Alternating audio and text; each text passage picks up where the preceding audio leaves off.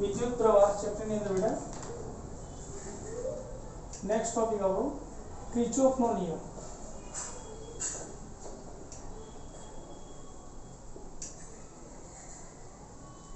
હવે કિર્ચોફના નિયમની જરૂર કેમ પડી? સૌથી પહેલા એ સમજવા જેવું, કિર્ચોફના નિયમની જરૂર કેમ પડી? આપણે અત્યાર સુધી અવરોધ શીખ્યા હતા, આ રીતે અવરોધ ભણ્યા હતા। આ અવરોધ હોય બે કે બેથી વધારે અવરોધ હોય તો આપણે એને બે રીતે જોડી શકતા હતા, એક શ્રેણી અને બીજું સમાંતર। જો આપણી પાસે કોષ હોય મતલબ બેટરી હોય તો એને પણ આપણે બે રીતે જોડી શકતા હતા, શ્રેણી અને સમાંતર।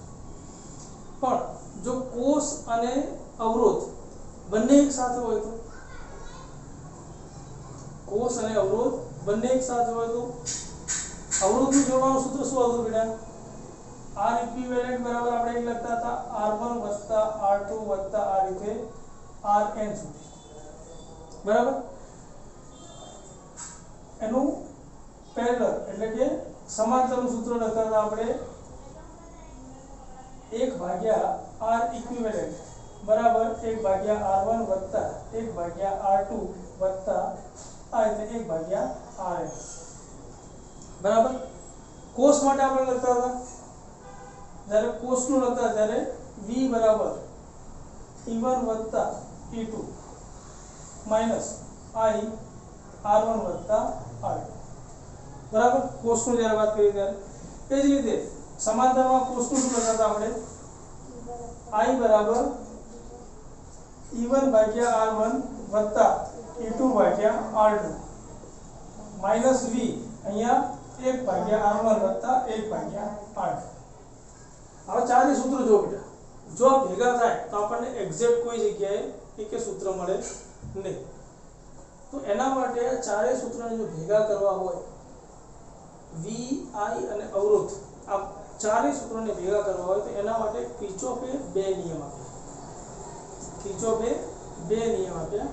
અને બે નિયમના આધારે તમે ગમે તેવી જટિલ સર્કિટ હોય, ગમે તેટલા અવરોધ કે કોષ એક સાથે જોડેલા હોય એને આપણે સોલ્વ કરી શકીએ। મેઇન નિયમ આપ્યા છે એને સર્કિટ સોલ્વ કરવા, ખ્યાલ આવે? કોઈ આવી સર્કિટ તમને આપી દીધી કે અહીંયા અવરોધ આપેલો હોય, બરાબર, અહીંયા ક્યાંક તમને અવરોધ આપેલો હોય, અહીંયા ક્યાંક તમને કોષ આપેલો હોય અને અહીંયાથી પાછો કોઈ અવરોધ આપેલો હોય, આગળ જતા પાછો અહીંયા કોઈ કોષ આપેલો હોય, તો આવી જો કોઈ સર્કિટ હોય અને આવી કોમ્પ્લિકેટેડ સર્કિટને જ્યારે સોલ્વ કરવાની થાય ત્યારે આ એકે સૂત્રો કામ નહીં આવતા, કેમ કે આને તમે A અને B વચ્ચે શ્રેણી કોને કહેશો અને સમાંતર કોને કહેશો એ જ ખબર નહીં પડે। ચલો આપણે આ બંનેને સમાંતર લઈએ તો આની સાથે શ્રેણી થઈ જશે। ધારો કે આપણે આ બંનેને સમાંતર લઈએ તો આની સાથે શ્રેણી થઈ જશે, તો આને જટિલ સર્કિટ કહેવાય, ખ્યાલ? જ્યારે આવી જટિલ સર્કિટ હોય કે જટિલ પરિપથ આપેલું હોય એવા ટાઈમે કિર્ચોફના નિયમ આપણને કામ આવે છે, ખ્યાલ? લગભગ એકાદો દાખલો આવો પૂછાય છે કે જેને જટિલ સર્કિટ કહેવાય, જેને તમારે સોલ્વ કિર્ચોફના નિયમથી જ કરવો પડે, ખ્યાલ આવે? તો પહેલો નિયમ કિર્ચોફનો, ખાસ યાદ રાખવાનું, હું જે બોલું હોય ને એ સહેલું છે પણ જ્યારે સર્કિટમાં લગાવવા તો સતા ભારે પડશે। હું જે બોલીશ ને એ બેટા બહુ સહેલું છે। પહેલો, કોઈ પણ જંક્શન પર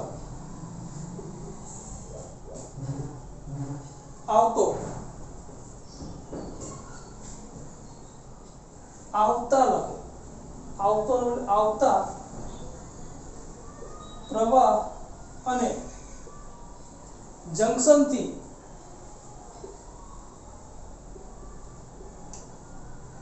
દૂર જતા પ્રવાહ હંમેશા સમાન હોય છે, હંમેશા સમાન હોય છે। ના ખબર પડે કોઈપણ જંકશન પર આવતા પ્રવાહ અને જંકશનથી દૂર જતા પ્રવાહ હંમેશા સમાન હોય છે. અને આવું પણ લખી શકીએ પ્રવાહનો બેઝિક સરવાળો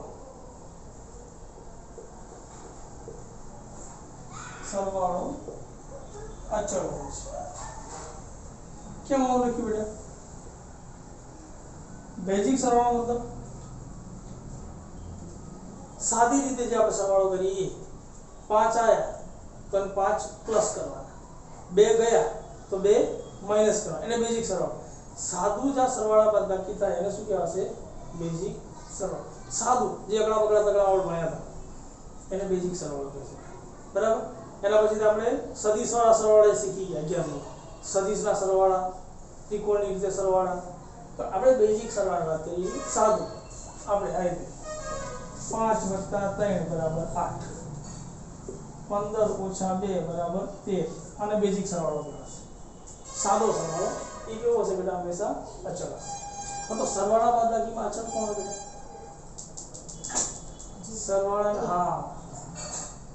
સરવાળા અને બાદબાકીમાં અચળ હંમેશા કોણ હશે? 0. ગુણાકાર અને ભાગાકારમાં અચળ કોણ થશે? 1. ધારો કે અહીંયા આપણી પાસે એક જંકશન છે. આ જંકશન નામ આપીએ આપણે A. બરાબર. કોઈ આ દિશામાંથી એક પ્રવાહ આવે છે I1. બરાબર. કોઈ આ દિશામાંથી એક પ્રવાહ આવે અહીંયા I2. બરાબર. કોઈ આ દિશામાંથી એક પ્રવાહ આવે આપણો I3. તો જંકશન પર આવતા પ્રવાહ કેટલા થયા? 1 2 3. બરાબર. તો હવે અહીંયા જંકશન પર પ્રવાહ તો આવે, તો જંકશન પર ખાલી પ્રવાહ આવશે તો બધા ઇલેક્ટ્રોન ભેગા નહીં થઈ જાય? પણ એવું પોસિબલ નથી. અહીંયાથી કોઈ કેવો વાયર નીકળતો હશે જ્યાંથી પ્રવાહ બહાર જતો હશે I4 I5. ખ્યાલ આવે બેટા? તો હવે આને સમજીએ. આ લાઈન જંકશન પર આવતા પ્રવાહ અને જંકશનથી દૂર જતા પ્રવાહનો બેઝિક સરવાળો અચળ હોય છે. હવે આવતા પ્રવાહ કયા કયા છે? I1 + I2 + I3. બરાબર. જતા પ્રવાહ વત્તા અંદર આવવાને જો તમે પ્લસ લીધું બેટા તો બહાર જવા વાળા શું લેવું પડશે? માઈનસ. એટલે -I4 વત્તા -I5 બરાબર. કે અચળ કોણ છે બેટા સરવાળા બાદબાકીમાં? 0. ખ્યાલ આવ્યો નિયમ? કોઈ પણ જંકશન ઉપર આવતા પ્રવાહ અને જતા પ્રવાહનો બેઝિક સરવાળો હંમેશા અચળ હોય છે. અથવા તો એવું લખી શકાય કોઈ પણ જંકશન ઉપર આવતા પ્રવાહ અને દૂર જતા પ્રવાહ હંમેશા સમાન હોય છે. અને જેટલો આવશે એટલો જતો રહેશે, જંકશન ઉપર ઊભો રહેશે નહીં. કાલુપુર રેલવે સ્ટેશન જેવું, જેટલી ટ્રેન આવશે એ બધી ટ્રેન જતી રહેશે, એકે ટ્રેન ઊભી રહેશે નહીં. ઊભી રહે શું થાય? Traffic jam. બીજી ટ્રેન આવી ના એટલે આ જંકશન સ્ટેશન, અહીંયા કોઈ પણ બસ કે ટ્રેન ઊભી રહેશે નહીં. જેટલી આવશે એટલી જતી જ રહેશે. ખ્યાલ આવે બેટા? મેઇન મુદ્દો આ જંકશન કોઈ પણ હોય. હવે આને અહીંયા લગાવીએ. ધારો કે આ એક જંકશન લઈએ તો અહીંયાથી પ્રવાહ આવે એવું માની લઈએ તો અહીંયાથી આવશે તો અહીંથી જતો રહેશે. ખ્યાલ આવે? ધારો કે અહીંથી એ જાય તો અહીંયા ધારો કે I આવે તો આને I1 અને I2 એમ બે ભાગ પડી જશે. ખ્યાલ આવે? મતલબ તમારી સહેલાઈ થઈ જશે કે આને I સાથે ગુણવાનો છે, આને I1 સાથે અને આને I2 સાથે. તો આ જટિલ સર્કિટને સહેલી કરવા માટેનો નિયમ છે. જંકશન ઉપર પ્રવાહ રહેશે નહીં. જેટલા ખૂણા પડે બધા છે ને ખાલી થઈ જશે. ખાલી શું બનશે? આવો જાઓ, આવો જાઓ. ખ્યાલ આવે? સ્વિચ બોર્ડ આપણો, સ્વિચ બોર્ડ બધી પ્રવાહ રહે છે. તમે સ્વિચ ચાલુ કરી તો પ્રવાહ આવશે, બરોબર, પણ સ્વિચમાં રહેશે ના. એ પંખામાં જતો રહેશે, ટ્યુબલાઇટમાં જતો રહેશે, ત્યાં રહેશે નહીં. સ્વિચ બોર્ડ એ જંક્શન છે બેટા. તમે જોજો સ્વિચ બોર્ડ તમે કોઈ વાર અંદર ખોલી જોશો ને તો ઘણા બધા વાયર આવે અહીંયા. એમાંથી અડધા વાયર આવવા માટે અને અડધા વાયર જવા માટે. પણ કોઈ સ્વિચ ઉપર બેસી રહેશે નહીં. જો સ્વિચ ઉપર ઇલેક્ટ્રોન ભેગા થતા હોય તો એક વાર તો ચાલુ કરી નાખી વાંધો ના, બીજી વાર ચાલુ કરવા જરા ખબર પડે તમને. થાય ને બેટા? ફેંકી દે બીજી ભેંસે તમને. લખી નાખ ફટાફટ. બીજો બેટા લૂપનો નિયમ.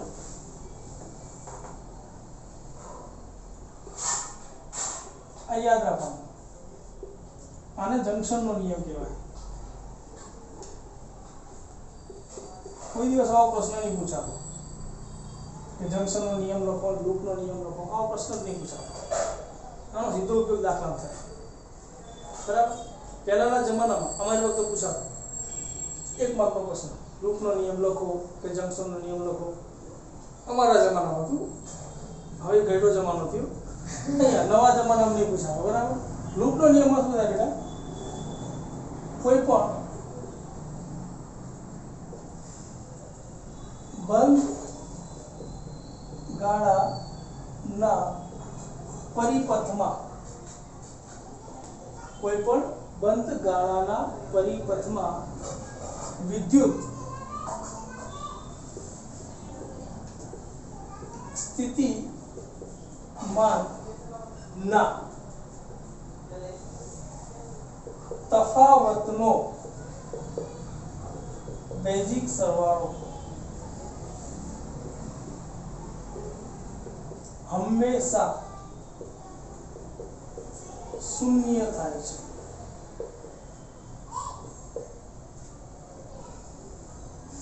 બરાબર? અહીંયા શું હતું? બેઝિક સરવાળો અચળ હોય. આને તમે એમ પણ લખી શકો કે પ્રવાહ સરખા હોય છે. બેઝિક સરવાળો ના લખો, આવતો પ્રવાહ જતો પ્રવાહ સરખો હોય. અહીંયા ખાસ આ શબ્દો લખવાના. બંધ ગાળો. બંધ ગાળો મતલબ ધારો કે વિદ્યુત પ્રવાહ આ દિશામાં આવે, અહીંયા કોઈ અવરોધ છે અને અહીંયાથી કોઈ કોષમાં જતો રહ્યો, પાછો ધારો કે અહીંયા કોઈ અવરોધમાં આવી ગયો, પાછો આવ્યો અને આ બિંદુ A છે અને અહીંયાથી જો પાછો અહીંયા જાય વિદ્યુત પ્રવાહ તો આ બંધ ગાળો કહેવાય. જો આ ના જાય તો આ બંધ ગાળો કહેવાશે નહીં. અને બંધ ગાળો નહીં હોય તો વિદ્યુત પ્રવાહ પસાર થાય નહીં. વિદ્યુત પ્રવાહ પસાર ના થાય તો વિદ્યુત સ્થિતિમાં શું થાય? શૂન્ય. ખ્યાલ આવે? અને જો આ બંધ થઈ જાય બેટા તો પણ જેટલો પ્રવાહ આ ગયો હતો એટલો પાછો આવી ગયો આ જગ્યાએ, તો વિદ્યુત સ્થિતિમાં શું થશે? શૂન્ય. ખ્યાલ આવે? હવે આનો ઉપયોગ થશે ક્યાં? વિસ્ટન બ્રિજમાં અને દાખલા. મેઇન વસ્તુ યાદ શું રાખવાની? બંધ ગાળો મતલબ કોઈ એવી લૂપ કે કોઈ એવી સર્કિટ કે જેના એન્ડ ટુ એન્ડ મળેલા હોય. કોઈ જગ્યાએ વાયર ખુલ્લો હોય નહીં. આપણા આખા ઘરમાં વિદ્યુત પ્રવાહ પસાર થવાનું કારણ શું હોય? બંધ ગાળો. તમે જોજો સ્વિચ છે, વાયર મીટરમાંથી આવે પણ અહીંયા એક તાર હશે અને એ તારથી બીજો વાયર બહાર નીકળતો હશે. આ પાછા અહીંયા મીટરમાં જે બે ભેગા થઈ ગયા, થઈ ગયો બંધ ગાળો. જો બંધ ગાળામાં તમે અહીંયા એક છેડો છૂટી જાય બસ સ્વિચ જ કામ ના કરે. જેવું અહીં થયું, એક વાયર છૂટી ગયો હોય જે બળી ગયો હોય, શોર્ટ સર્કિટ થઈને પતી ગયું. આ વસ્તુ કામ કરશે નહીં. ખ્યાલ આવે બેટા? મતલબ બંધ ગાળો પૂરો નહીં થાય તો કોઈ પણ વિદ્યુત સ્થિતિમાન મળશે નહીં, કોઈ પ્રવાહ મળશે નહીં, તેનો તફાવત મળશે નહીં, સીધું શૂન્ય. બંધ ગાળો હશે તો જેટલો પ્રવાહ ગયો એટલો પાછો આવી જશે એની એ જ જગ્યાએ, એટલે એનો તફાવત શું થશે? શૂન્ય. આપણે આવું લખ્યું હતું બેટા કે કોઈ એ બિંદુ પાસે અહીંયા બી બિંદુ અને આગળ જઈ અહીંયા સી બિંદુ. આપણે આ બંનેનો તફાવત શોધ્યો તો શું લખ્યું હતું? VA minus VB. બરાબર? પણ આ પાછું ફરીને અહીંયા આવી જાય તો VB માઇનસ VA શું થઈ ગયું? શૂન્ય. ખ્યાલ આવે બેટા? મતલબ તફાવત એટલે બાદ બાકી શૂન્ય થાય. શું? તફાવત એટલે 12 બાકી શૂન્ય થશે. લખે આ ખાલી આ લાઈન.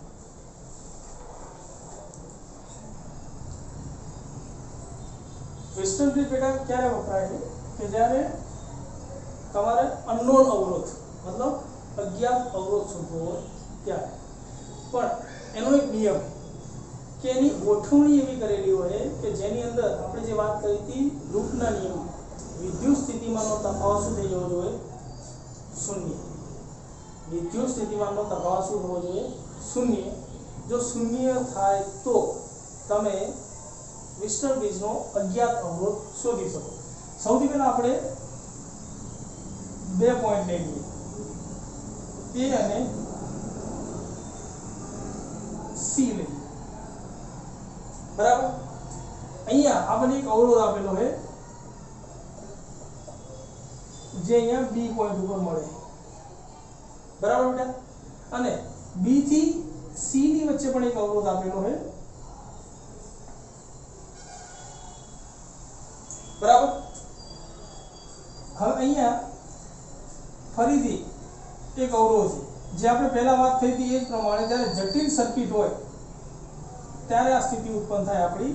અને અહીંયા પણ એક અવરોધ છે આપણી પાસે.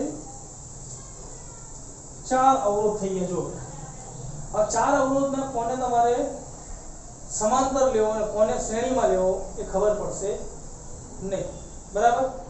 તો અહીંયા આમની વચ્ચે આમના વિકર્ણો જે છે, એક વિકર્ણ છે A અને C, બીજું વિકર્ણ શું થશે? B થી D. વિકર્ણોની વચ્ચે એક તમારે ગેલ્વેનોમીટર લગાવવું પડશે અને એ ગેલ્વેનોમીટર એવું હોવું જોઈએ કે જેનો વિદ્યુત સ્થિતિમાન કેવો થાય? 0. લૂપના નિયમ પ્રમાણે વિદ્યુત સ્થિતિમાનનો તફાવત શું થવો જોઈએ? 0. તો અહીંયા જે ગેલ્વેનોમીટર છે એ કેવું થવું જોઈએ? વિદ્યુત સ્થિતિમાનમાં એનો 0. તો આ બે વિકર્ણ મળી ગયા. અહીંયા જ્યારે તમે બેટરી લગાવો આ પ્લસ આ માઈનસ આ વિદ્યુત સ્થિતિમાન B, તો પ્રવાહ બેટા અહીંયાથી જશે પ્લસ થી જાય. આ થઈ ગયું આપણું વિસ્ટર્ન બ્રિજ. મતલબ વિસ્ટર્ન બ્રિજની રચના હંમેશા એવી હશે, 4 અવરોધ હશે, ચારે અવરોધના એક વિકર્ણની અંદર ગેલ્વેનોમીટર હશે અને બીજા વિકર્ણમાં બેટરી લાગેલી હશે. જ્યારે આવી રચના તમને મળે એટલે આને કહેવાશે વિસ્ટર્ન બ્રિજ. બરાબર. હવે અહીંયાથી આપણે જોઈએ, ધારો કે અહીંયાથી જે I વિદ્યુત પ્રવાહ પસાર થાય એ ક્યાં સુધી? અહીંયા સુધી જ જવાનું. અહીંયા 2 રસ્તા પડી જાય. અહીંયા શું થાય? 2 રસ્તા પડે તો અહીંયા પ્રવાહ થશે બેટા ડિવાઈડ. અહીંયા ધારો કે નામ આપીએ આપણે I1, તો અહીંયા શું નામ આવશે બેટા? I2. બરાબર. હવે I2 પ્રવાહ અહીંયા સુધી જવાનો. તો અહીંયાથી 2 ભાગ પડે બેટા. હાજા સમજો બેટા. પણ અહીંયા શું કીધું છે કે અહીંયા વિદ્યુત સ્થિતિમાન કેવું હોય? 0. જો વિદ્યુત સ્થિતિમાન અહીંયા 0 હોય તો પ્રવાહ જશે નહીં. તો આનો આ પ્રવાહ અહીંયા જતો રહેશે I2. મતલબ 2 છેડા તો છે પણ અહીંયા કઈ વસ્તુ ચાલુ થાય એવી છે જ નહીં. તો પ્રવાહ બધો ક્યાં જતો હશે? અહીંયા. ખ્યાલ આવે? એ જ રીતે જ્યારે અહીંયા I1 પ્રવાહ પહોંચશે તો અહીંયા પણ સેમ સ્થિતિ થશે બેટા કે અહીંયા 2 ભાગ પડશે. બરાબર. પણ પ્રવાહ બધો ક્યાં જશે? ખાલી અહીંયા I1. આ તો બુકની અંદર એવું આપેલું બેટા I1 I2 I3 I4. બુકની અંદર એવું આપેલું હોય પણ પાછળથી 2 સ્ટેપ પછી કીધું હોય કે I1 ને I3 તો સરખા જ છે. એવું અંદર કીધું હોય. કેમ સરખા છે? કે ભાઈ એના હેડે આવે છે, બીજી કોઈ જરૂર પડતી નથી. બરાબર. I2 ને I4 સરખા છે, તેથી સમીકરણ 2 આપણે સીધા સરખા લઈ લઈએ એટલે સમીકરણ 1 બચી જાય આપણું. ખ્યાલ આવે એટલા સુધી? અહીંયા આને નામ આપીએ R1, આને નામ આપીએ R2. આ હે આપણો R3 અને આ શું થશે? R4. 4 અવરોધ બેટા આપણને આપેલા. બરાબર. આટલા સુધી બેટા ઓકે. હવે કઈ જગ્યાએથી ચાલુ કરશું એ ખબર નહીં પડે, પણ આપણને એટલી ખબર છે કે ધારો કે જંક્શન સી ઉપર કોઈ પ્રવાહ આવે છે તો ત્યાં રહેતો નથી. જંક્શનના નિયમ પ્રમાણે જેટલો પ્રવાહ આવશે એટલો નીકળી જશે. જો અહીંયા જંક્શન ડી ઉપર I2 પ્રવાહ આવ્યો તો I2 જતો રહ્યો, અહીંયા I1 પ્રવાહ આવ્યો તો I1 જતો રહ્યો. કોઈ પણ જંક્શન ઉપર બેટા પ્રવાહ રોકાઈ રહેશે નહીં. જંક્શનનો નિયમ પૂરો. બીજો નિયમ લૂપનો નિયમ. હવે બંધ ગાળા કેટલા બેટા આમાં? બધા બંધ ગાળા છે. A D B A એક બંધ ગાળો થાય બેટા. બીજો C B D C બીજો બંધ ગાળો. ત્રીજો A B C D ચોથો. પણ જો A B C D બંધ ગાળો લઈએ તો આ મળશે. આપણે શું વાત કરી હતી? વિદ્યુત સ્થિતિમાનનો તફાવત શૂન્ય હોવો જોઈએ. તો આને આપણે લેવો પડશે ક્યાંક ને ક્યાંક રસ્તામાં. તમે આમથી લો કે પછી આમથી લો. ખ્યાલ આવે બેટા? આ ગેલ્વેનોમીટર ભાઈ જે છે વચ્ચે આવી બેસી ગયા છે એમને તમારે લેવા પડશે. તો બે લૂપ બન્યા બેટા આપણી પાસે. એક લૂપ બન્યું A B D A D A. બીજું લૂપ કયું બન્યું બેટા? C B D C. બીજું લૂપ અહીંયા લખીએ C B D C loop. અને આ હવે બેટા ખાસ શું યાદ રાખવાનું, અહીંયા જ્યારે તમે આ વસ્તુ ચાલો તો જે પ્રમાણે લૂપ લખ્યું મતલબ તમારે અહીંયાથી ચાલો. આપણો રસ્તો આ કયો? A B D A આ રસ્તો. પાછા આપણે એ ઉપર આવીએ એટલે લૂપ પૂરો થાય. જ્યારે દાખલો ગણો તમે ત્યારે જે સ્થાનથી ચાલુ કર્યું હોય એ સ્થાને પાછું આવી જવાનું તો જ લૂપ પૂરું થશે. હવે મહત્વની વસ્તુ, તમને જો હામો પ્રવાહ મળે, તમે આમ જતા હોય ચાલી લૂપ ઉપર, એવું ફીલ કરવાનું કે હું જવું અહીંથી એથી ચાલુ કર્યું મેં, ચાલીને જવું, રસ્તામાં અવરોધ આવે પછી અહીં પહોંચ્યો. તમને જો હામો પ્રવાહ આવે તો તમારે પ્લસ લેવાનું. શું લેવાનું? પ્લસ. અને આપણી દિશામાં પ્રવાહ હોય, આપણે જઈએ પ્રવાહ ભેગો હેડે તો માઇનસ લેવાનું. હામો આવે તો પ્લસ, સાથે સાથે આવે તો માઇનસ. બરાબર? આપણે અહીંથી જઈએ બેટા, A થી ચાલુ કર્યું આપણે જવાનું, A થી B બાજુ. તો A થી B જઈએ તો કોણ આવ્યું? R1 આવ્યું બેટા. તો R1 અહીંયા આવે તો આપણી સાથે કરંટ ચાલે કે નહીં ચાલતો? ચાલે. તો વિદ્યુત સ્થિતિમાં શું થશે બેટા? V આપણે વિદ્યુત સ્થિતિમાનનો તફાવત લેવા દેવા. જેમ કે આ 0 હોય તો વિદ્યુત સ્થિતિમાં શું થશે? V બરાબર IR. V બરાબર શું થશે? IR. તો અહીંયા આ રસ્તા ઉપર જઈએ ત્યારે વિદ્યુત સ્થિતિમાન પહેલું ક્યાં લાગશે? અહીંયા. તો V બરાબર IR. તો અહીંયા I1 R1 શું હશે બેટા?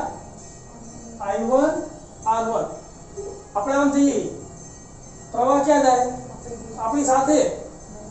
માઈનસ. પ્રવાહ ક્યાં જાય? આપણી સાથે.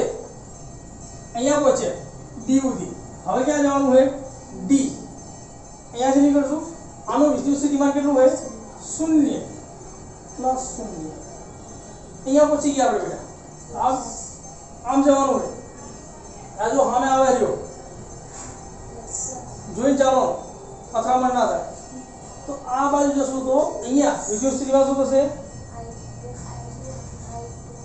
I2 R2 સામે આવે તો શું થઈ ગયું બેટા? પ્લસ. બરાબર. શું કીધું તું? વિદ્યુત સ્થિતિમાનના તફાવતનો બેઝિક સરવાળો શું થશે?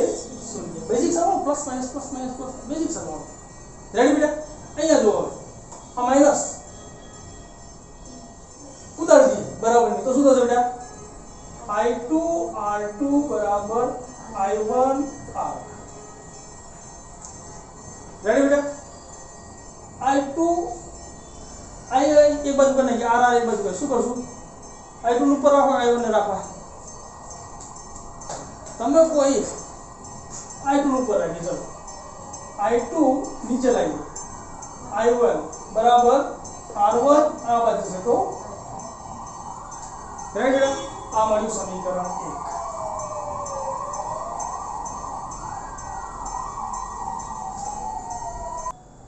નેક્સ્ટ બેટા હવે રૂપ લઈએ આપણે સી બી ડી સી અહીંથી આપણે ચાલીએ હવે સી થી આ દિશામાં જઈએ સી થી જઈએ તો વચ્ચે કોણ આવે R3 પ્રવાહ સામો આવે તો સૌથી પહેલા I1 R3 સામો આવે આપણી યાદગીરી માટે પ્લસ બાકી આ પ્લસ ના લખો તો ચાલે પણ આવું લખવાનું અહીંયા માઈનસ લખ્યું ને આપણે અહીં પ્લસ લખવાનું કેમ પ્લસ લખ્યું એ લાઈટ થાય આપણે કે આ ભેગો ચાલતો હતો આ સામે આવે એટલે આ પ્લસ અહીંયા પહોંચી ગયા બેટા અહીંયાથી હવે અહીંયા જવાનું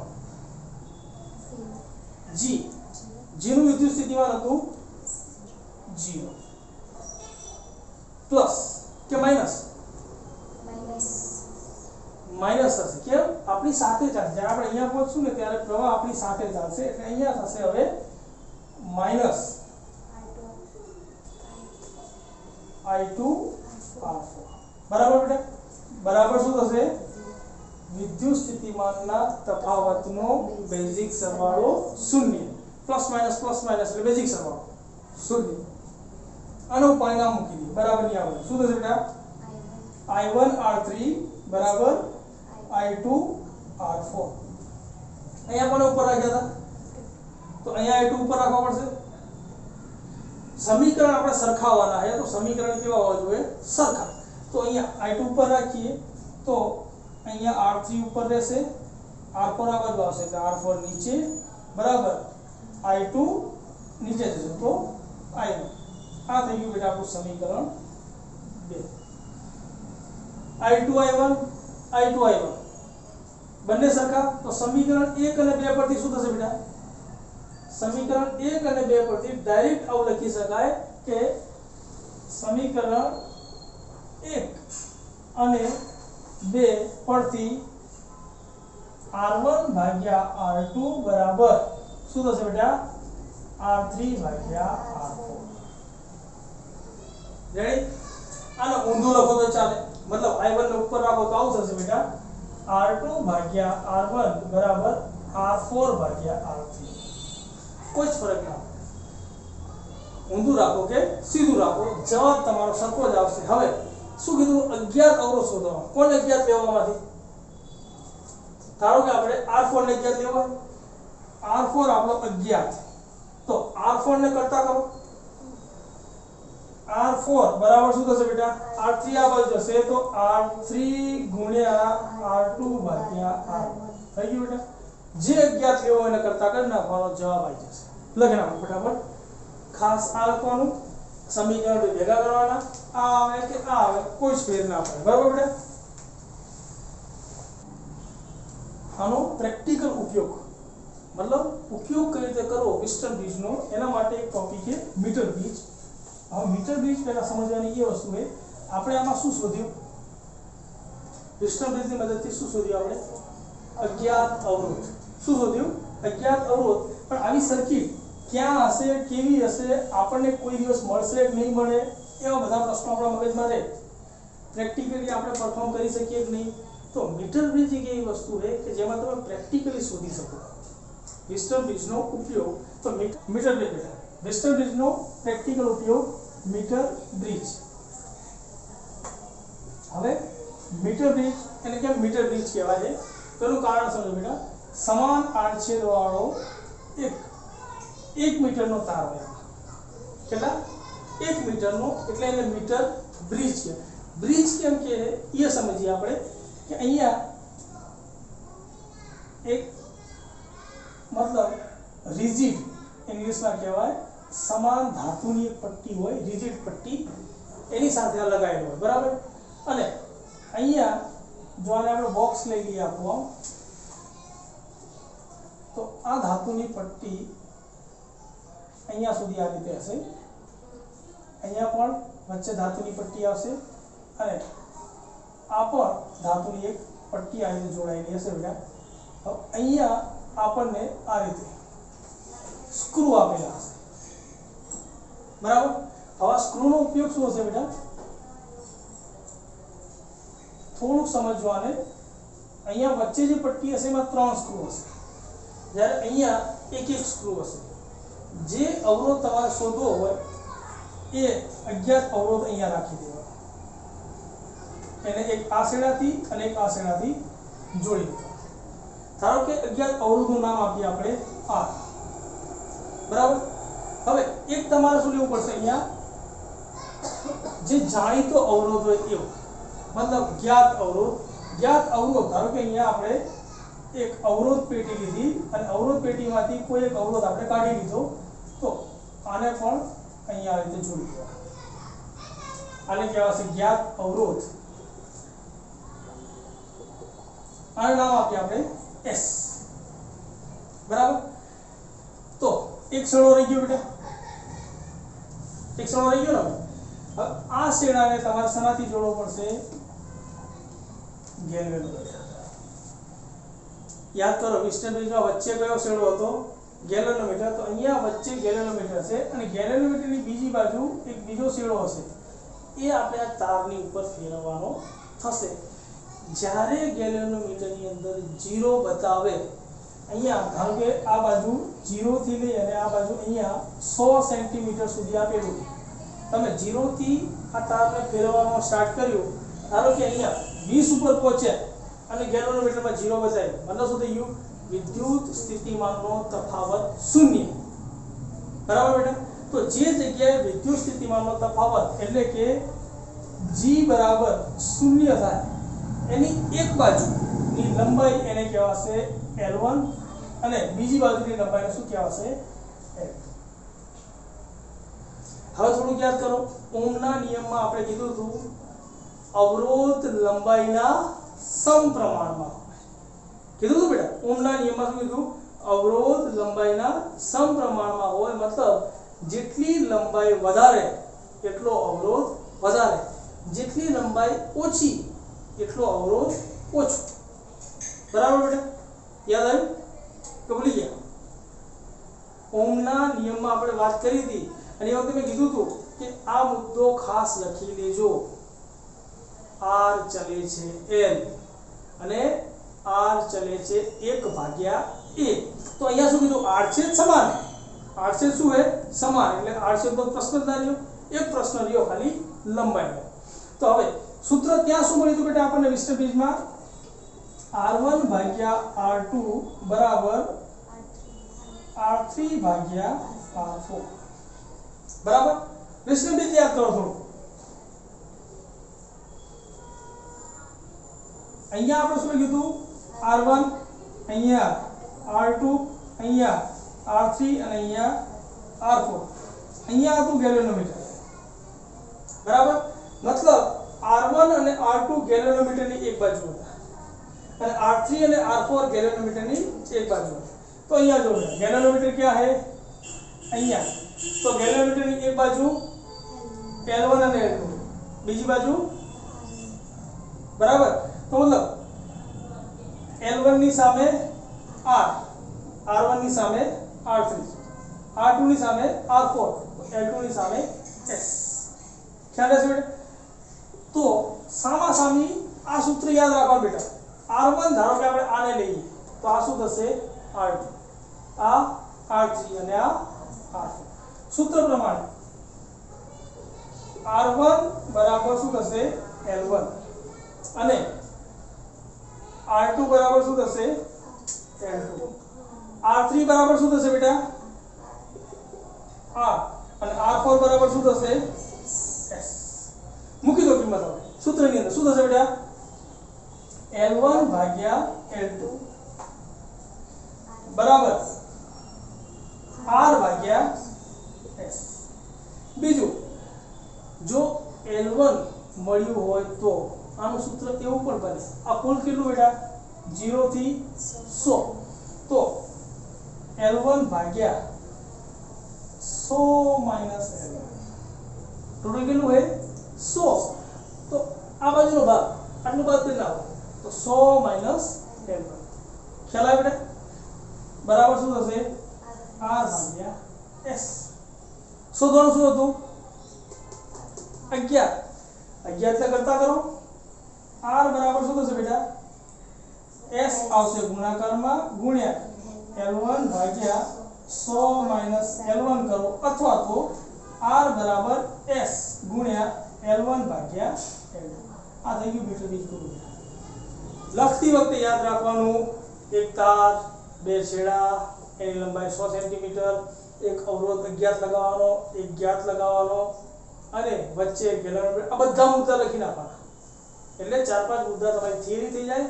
એક નાનકડી આકૃતિ તમને બેટા રફ બનાવવાની એકદમ એક્ઝેક્ટ પેન્ટરની જેમ બનાવવાની જરૂર નહીં, ટાઈમ બગડશે. રફ આકૃતિ બનાવવાની સૂત્રો લખવાનું જવાબ આવી. રેડી? મેં શું કીધું વિસ્ટન બ્રિજનો ઉપયોગ મીટર દીઠ થશે. તો આપણે આ સાબિત કર્યું વિસ્ટન બ્રિજમાં જે આ સૂત્ર મળ્યું હતું એ જ સૂત્રના આધારે આપણે આ વસ્તુ ચલવી. બરાબર બેટા? લખી નાખો.